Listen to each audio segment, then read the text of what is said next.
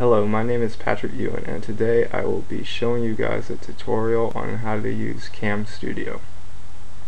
For those of you who don't know, Cam Studio is an open source program that lets you screen capture whatever is currently displayed on your monitor.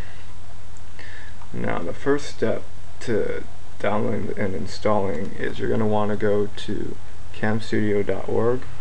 It's right here, and just scroll down until you get to here, and this is the download link. After you download this, you're just going to want to follow the instructions that are provided to install the application. And after you install Cam Studio, you're going to want to download the lossless video codec, because this codec will help you compress your videos so that the size is more manageable. Because if you want to use your video and, for example, upload it to YouTube, there's going to be a 100 megabyte limit on your upload if you're just a standard YouTube user. So you don't want your video to be too big. Now, after you've downloaded the lossless video codec, it's gonna come in the form of a zip file, so you're gonna want to extract that. And after you extract the files, you should get these. And to install it, just go to the Cam codec, right click that and press install, and it should install the codecs. I already have mine installed, so I'm not going to show that. Okay, now that you have fully installed Cam Studio and the lossless codec, let's open up Cam Studio and check out some of the options and features. Okay, so when you open this, the first thing you'll probably notice are the 6 buttons at the top. It's pretty straightforward. You have your record button, which will record, and the pause button, and the stop button. Now over here we have a toggle view button. The toggle view button will hide the space if you don't want the program itself to be shown in your video. And the second button lets you put screen annotations and dialogue. And the last button will toggle you from saving your video in an AVI format to SWF format, which is a flash file.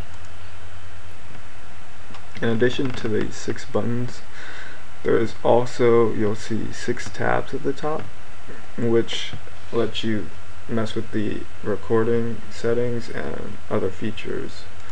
Now, the first tab, you just have the file tab. Everything in here is pretty straightforward. And the next tab that we have, you'll have region, which will help you, allow you to select the region that which you want to record. For instance, you could say full screen, which will capture the whole screen, or you can do a fixed region, which if you click that, and then you want to click select, and it lets you drag and select whatever region. Let's say you want to record a quarter of your screen, you can just highlight a quarter of the screen with the box tool, and it will record that portion of the screen.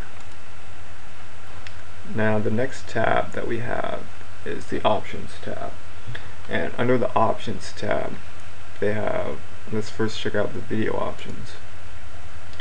Now, this is where the lossless codec that I had you download comes in, because the default compressor for Cam Studio will be this Microsoft Video 1 compressor, and it doesn't compress the files as well as the lossless codec, so you're probably going to want to change that to the Cam Studio lossless codec.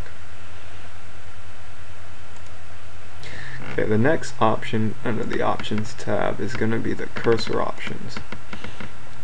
Now, the cursor options are useful because you can choose to highlight the cursor, which will basically put a circle around where your mouse is on the screen, which is useful for tutorial videos such as this because it allows the viewer to always be able to follow where your mouse is going, because a lot of times it's hard to see where you're clicking on or where the mouse even is at times for the viewer. And you can change it to whatever color you want. I chose this pale red color because it's not too distracting.